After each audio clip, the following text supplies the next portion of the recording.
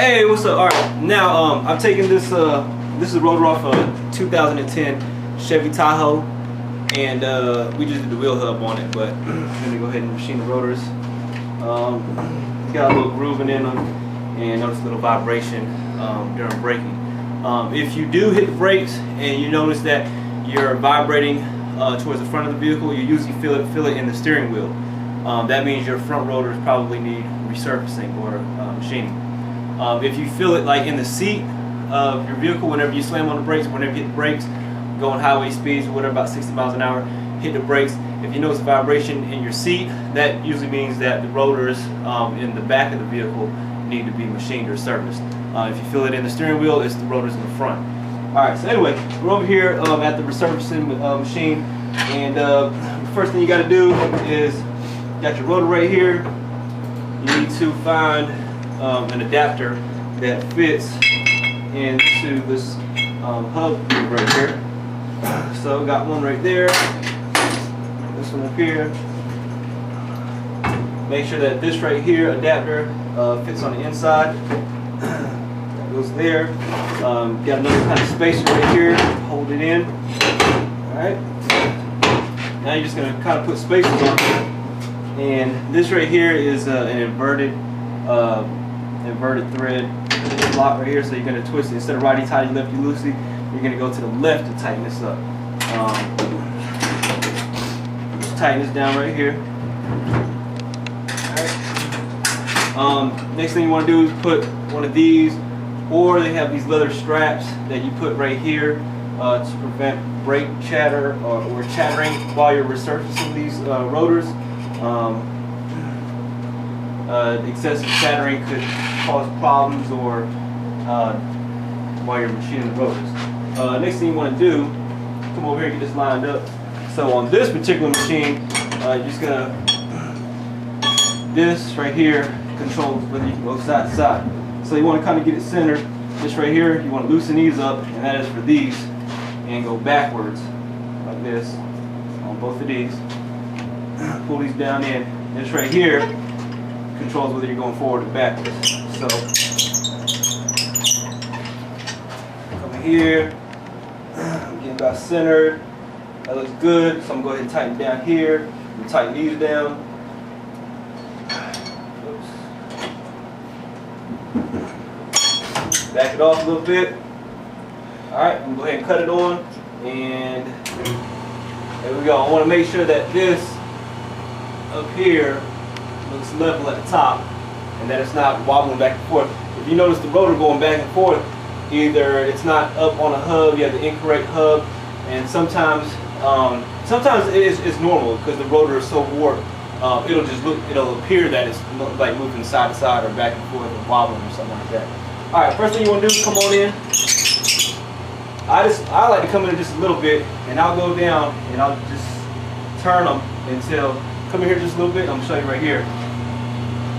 If you look right here on this side, this is where you're gonna cut, and you want to come in and just barely touch it till you hear it just chime one time. There, that's it. That's all you want. Come on this side right here, do the same thing.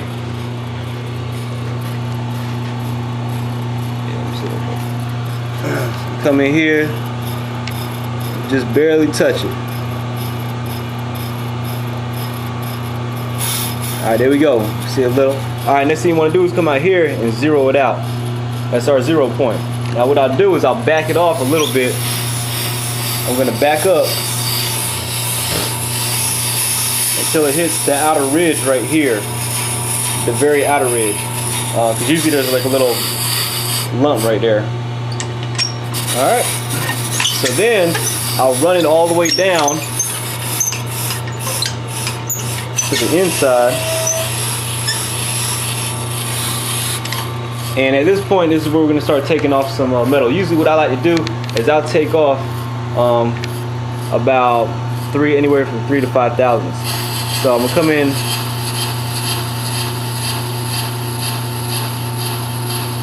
$300 right there, and then we're going to do a slow cut. I mean a fast cut. The first cut is going to be fast, so I usually put on about 7. Slow cut, you're going to do about a 2. Now on the first cut, which is the fast cut, where your speed is gonna be about 7. You want to take off anywhere from 3 to 5 hundredths. No, don't go over 5 and don't go under 3. And on the slow cut, you take off about 2 hundredths. All right, so this right here is when you're doing disc brakes. Right here, it tells you. And once you turn this forward, it's going to start bringing the cut. It's going to start taking the bit. It's going to start coming this way. So this whole assembly is going to start coming out by this right here. It's going to start pushing the whole thing back this way, and you're going to start. It'll just run them down. And now this bit right here is going to keep going this way until it has covered the whole surface. And you can see the difference. To the left of the bit is real shiny, and to the right is your uncut surface. Same thing on this side right here.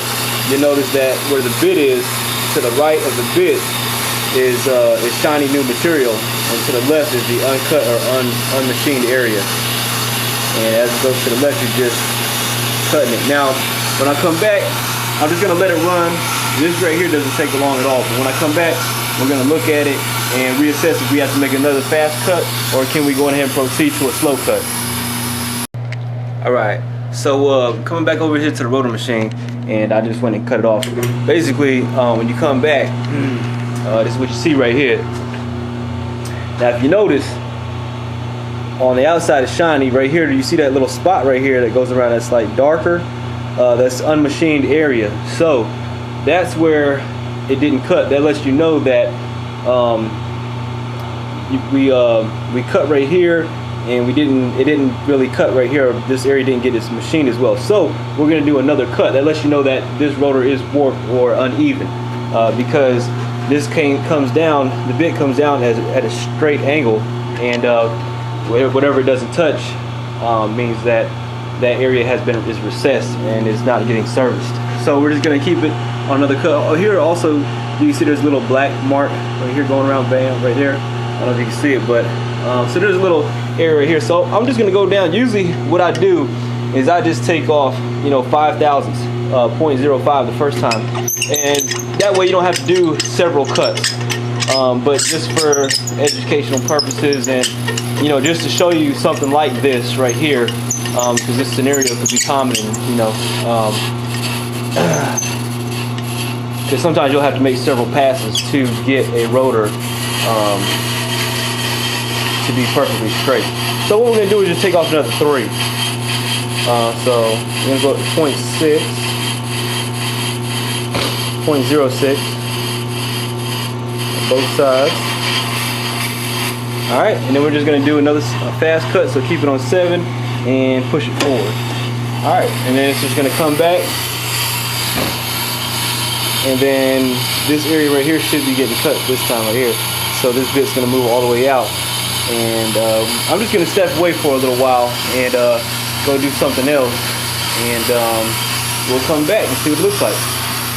All right, back at the rotor machine, and here's what we're looking at now.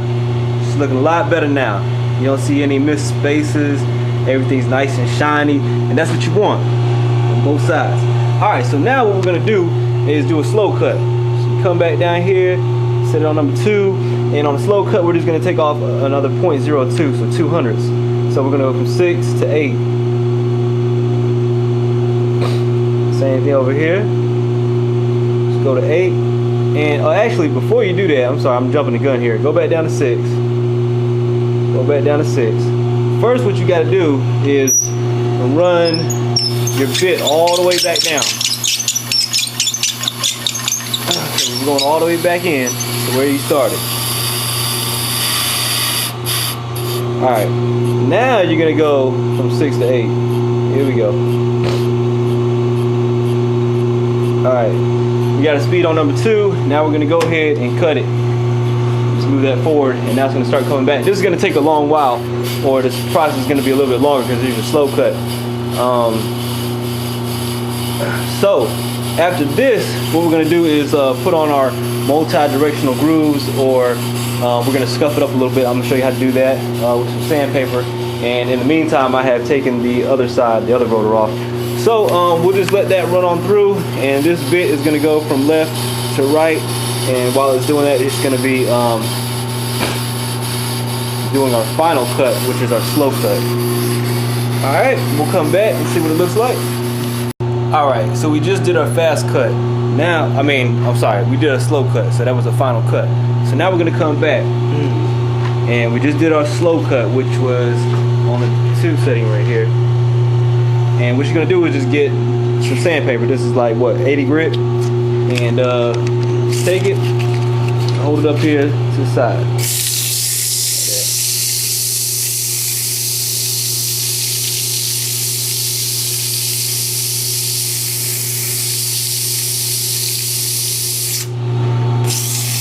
Same thing to the other side.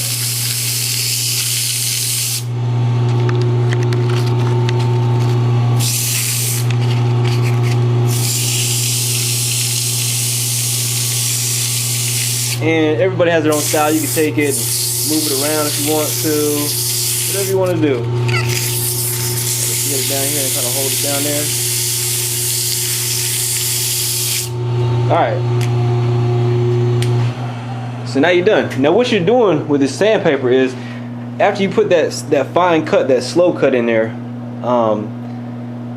if you don't do this step right here and put some grooves in there, your multi-directional grooves or whatever you want to call them, once you put these rotors back on the car and someone goes down and hits on the brakes, you're gonna have a very smooth surface right here, and sometimes it'll cause like a lot of noise, excessive noise, a lot of squealing, or sometimes they'll have problems with the brakes. It'll be like real jerky brakes. The brakes feel like they're very jumpy or jerky, and also sometimes a lack of brakes, or they won't get the brake pads won't bite in to the rotors very well, and it'll feel like the brakes are slipping kind of. So they'll have like issues with the brakes. So that's why you use this right here, is to prevent any of those issues from occurring. So that's why you always use the sandpaper after you do the final cut, and put some little grooves in those rotors so that the brake pad is going to bite into it. You won't have the squealing, and et cetera, et cetera, et cetera.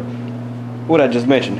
Next thing I'm going to do is I'm going to take this off, and I'm going to go and wash this off in some water, because you can't see it right now, but there's a lot of brake particles and a lot of fine metallic pieces all in this rotor. So when I take it to the wash, you're going to see all this black, all the black metal shavings come off of here, and then we'll put it back on, spray it down with some brake clean real good.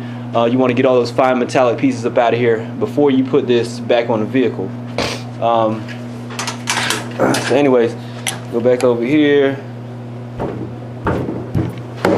take that off. Again, this is turn it to the right to loosen it, and left is going to be tightening it. Take that off, get our spacer off.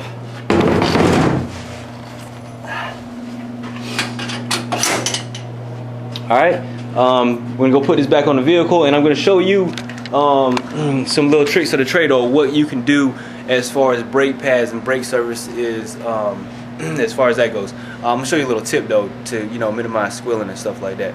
So let's go back over here to the table and show you what's up.